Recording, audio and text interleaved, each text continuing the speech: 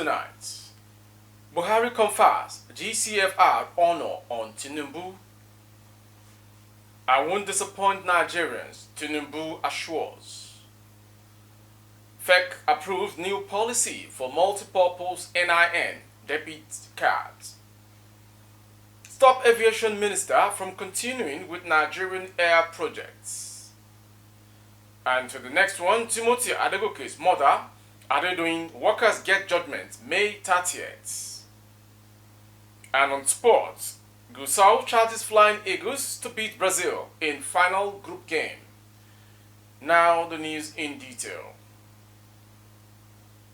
Outgoing President Muhammadu Buhari has conferred the national honor of Grand Commander of Order of Federal Republic of Nigeria, Gcfr, on the incoming President of Nigeria, Asiwaju Bola Ahmed Tinubu. Buhari conferred the honor on Tinubu at the ongoing investiture ceremony in Abuja today. The Gcfr honor comes as part of the investiture ceremony for the President-elect and his Vice President, Shettima. Recall that Buhari had expressed his eagerness to hand over in the next few days. President Buhari will hand over next month on May 29 to the President-elect Tinubu. Buhari had been under immense pressure, catching up with an array of events lined out for the inauguration, coupled with wrapping up official duties of his office. This was contained while he said by May 29 this month he will be doing the handover. The President was joined by Secretary to the Government of the Federation, Boss Mustafa, the Minister of Defense, Major General Salihi Magashi, the Chief of Defense Staff, General Loki Irabo, and service chiefs at the close of the regimental dinner organized in his honor by the armed forces at the newly commissioned Nigerian Armed Forces Officers Mess at Sokoro, Abuja on Tuesday. The President commissioned the new Nigeria Customs Service headquarters buildings in Maitama district of the FCT before virtually inaugurating 6 other projects across the country. He also presided over another extraordinary Federal Executive Council FEC meeting from midday till late Tuesday evening before heading out for the regimental dinner. To the next story. The President-elect Bola Ahmed Tinubu on Thursday in Abuja said he would not disappoint the trust conferred upon him by the President, Major General Muhammadu Buhari retired, and millions of Nigerians. He also affirmed that he understands the magnitude of the honor conferred upon him and the corresponding tasks ahead. Tinubu made the promise in his acceptance speech after he was conferred with the national honor of Grand Commander of the Federal Republic at the State House Banquet Hall, Abuja. I understand the magnitude of the honor conferred on me today and the task ahead. Nigerians deserve no less. You, Buhari, have charted a course and I shall not disappoint you, he said. Thus, the conferment makes Tinubu the 16th person to hold the Gcfr honor. Those before him are Nnamdi Azikiwe, Obafemi Awolowo, Shehu Shagari, Olusegun Obasanjo, Abdulsalam Abubakar, Ibrahim Babangida, Ernest Shonekan, Sani Abacha, Moshood Abiola, Umar Yar'Adua, and Goodluck Jonathan. Others who have been conferred with the title include British monarch Queen Elizabeth II, South Africa's Nelson Mandela, and former Libyan leader Muammar Gaddafi.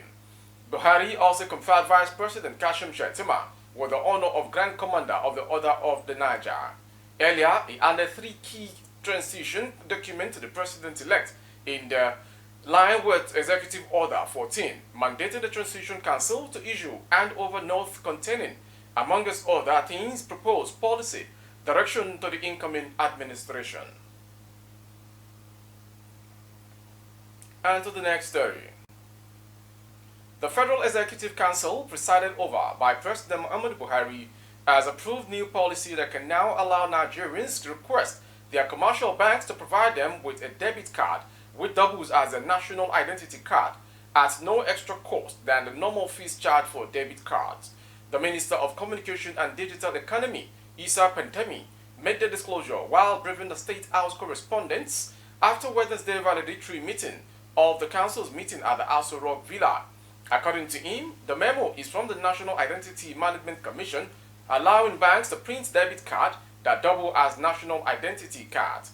Pentemi said although the NIMC Act 2007 only mandates Nigerians to have a national identity number and not necessarily a printout card, Demands for cards have swelled nonetheless. He explained that as in the NIMC Act 2007, Section 27, what is mandatory for our citizens and legal residents in the acquiring of the national identity number, not the card. However, the card is optional.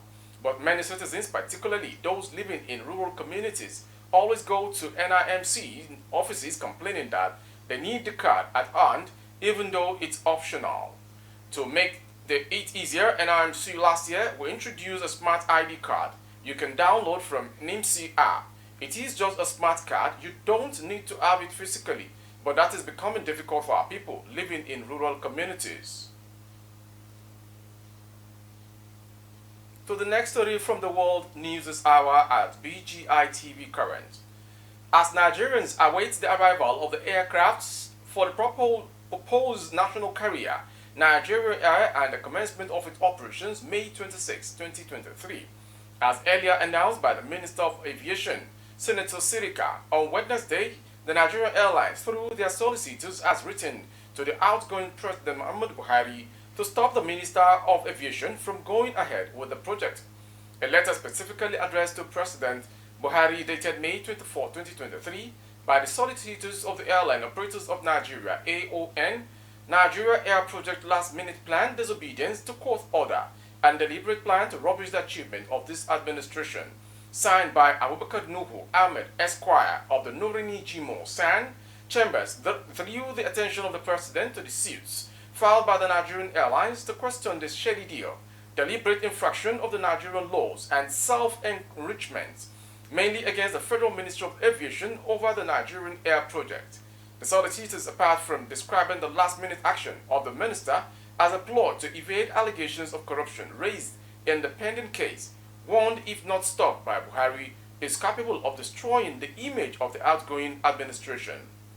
According to the solicitors in the suit, the Federal High Court sitting in Lagos presided over the Honorable Justice A.L. Alagua, and the above suits granted orders of interim and interlocutory injunctions in the terms contained in order restraining taking any step in relation to the Nigeria Air Project.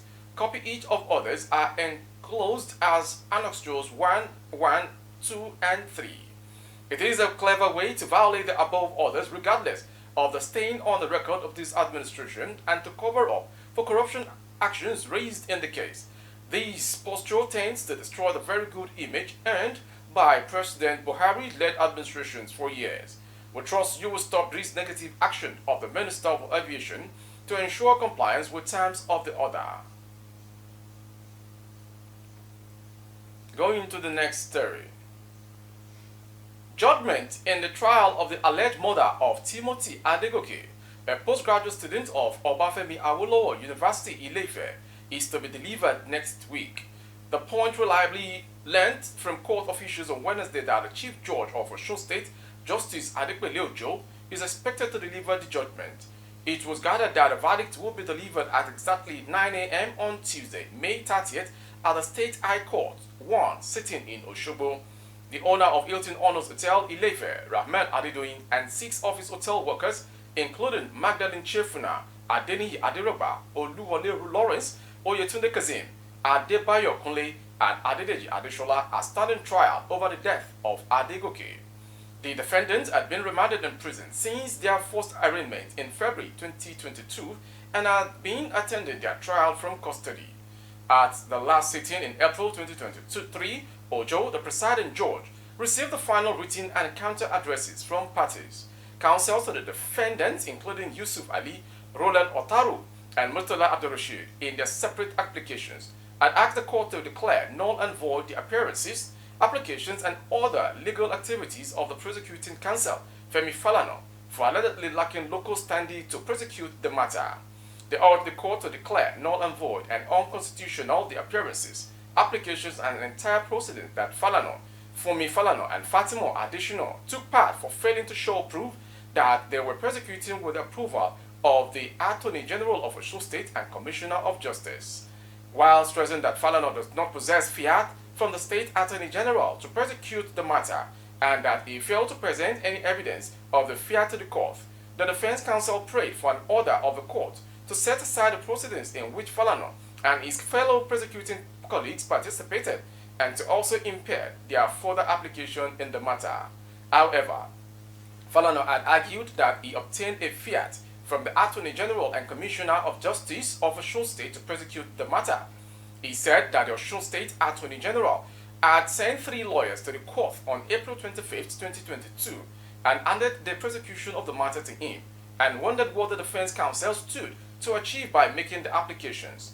While adopting their separate final written addresses, the defense counsels had prayed the court to discharge and acquit the defendant on murder and other allegations charged against them, saying that the prosecution had not proved beyond reasonable doubt that their clients were guilty as charged. The prosecuting team had also urged the court to ensure that justice was done on the matter, maintaining that the defendant murdered and disposed of the remains of the postgraduate student, Timothy Adegoke. And to the next story, the Joint Health Sector Unions and the Assembly of Healthcare Professional Association have directed their members to embark on an indefinite strike. The National Vice President of GCfr, Dr. Obinna Ogbonna, said these at a press conference held in Abuja today. GCfr is the umbrella body of health workers, unions and associations, including the Medical and Health Workers Union of Nigeria, Nigeria Union of Allied Health Professionals, Non-Academic Staff Union of Educational and Associate Institutions, and Senior Staff Association of Universities, Teaching Hospitals, Research Institutes, and Associated Institutions. The leadership of GCfr had, in a letter dated May 9, 2023, issued a 15-day ultimatum to the federal government over alleged inconsistencies of the government in the ongoing negotiations to adjust the consolidated health salary structure for health workers on the platform. The 15-day ultimatum commenced on May 10, 2023 and will expire at midnight on Wednesday, May 24, 2023. Obinna said it becomes imperative to inform you that since the federal government is yet to meet these demands, our members have been directed by the GCfr National Executive Council to proceed on an indefinite strike action upon expiration of the ultimatum by midnight of May 25, 2023. And to the next story. The Department of State Services has disclosed that some elements are planning to disrupt the handover ceremonies in some parts of the country. According to the service, these elements plan to undermine the effort of the security agencies as well as cause panic among the citizens. In a statement released on Thursday by the spokesperson for the service, Peter Afunaya, the DSS urged citizens to adhere to the laid down protocols for the event across the country. The service is, however, aware of plans by subversive elements to disrupt the programs in parts of the country. The aim is to undermine security agencies' efforts at ensuring peaceful ceremony as well as creating panic and fear among members of the public. Based on these, citizens, the media, and civil society organizations are advised to adhere strictly to security and civil protocols during the event, advising Nigerians to shock fake news that could cause violence in the country. He urged unaccredited persons to stay away from the inauguration venues. Additionally, all unauthorized and unaccredited persons are warned to stay away from restricted and certain designated areas at the venue service and venues. The service reiterates its earlier call for the populace to remain calm and law-abiding. Meanwhile, it will continue to sustain collaboration with sister agencies to ensure successful inaugurations. Going on to the north. Bandits have reportedly released the remaining 2 abducted female students of Federal Government College, Birnin Yahuri, Kebbi State. Information recalls that 11 students were kidnapped from school on June 17, 2021. 4 of them had been released in April 2023, before 3 others were also released on May 7. It was gathered that the 2 remaining students, Faida Sani Kauje and Saifia Idris, were released after an intense negotiation between the victims' parents and the kidnappers. The parent had said the bandit demanded 100 million naira for the girls. The long delay in releasing the student was due to the kidnapped bandit kingpin Dogo Gide's insistence that some conditions be met by the Kebbi State government. From that story from the north, we go to foreign story. Net migration in the UK hits a record 606,000 in 2022. Official figures showed on Thursday, heaping pressure on the government, which has pled to court dependency on foreign labor. Responding to the figures, Prime Minister Rishi Sunak described legal immigration level as too high. It is as simple as that, and I want to bring them down, he told ITV in an interview.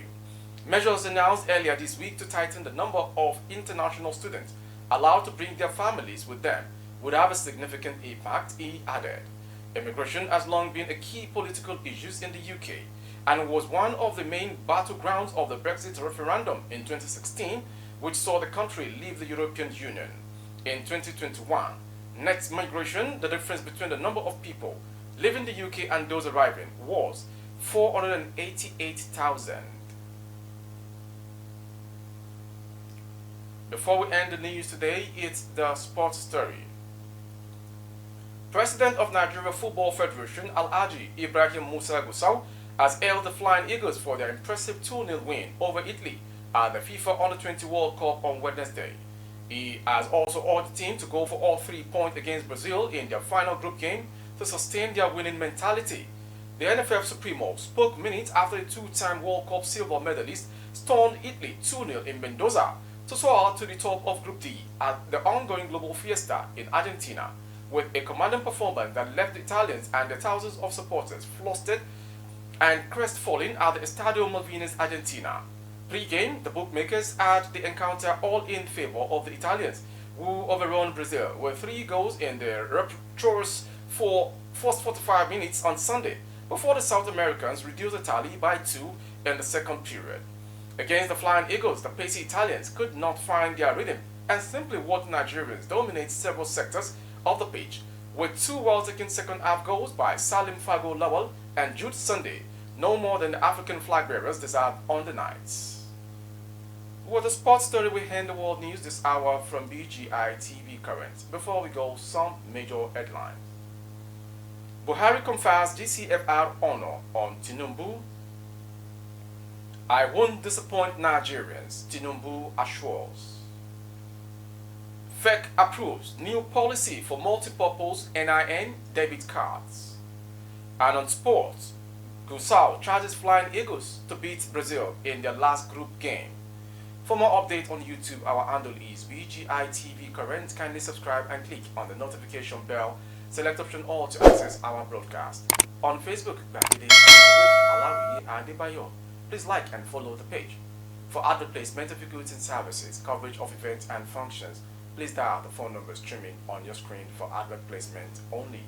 Thank you for watching. I am Morire Rabila Lawa. Good evening.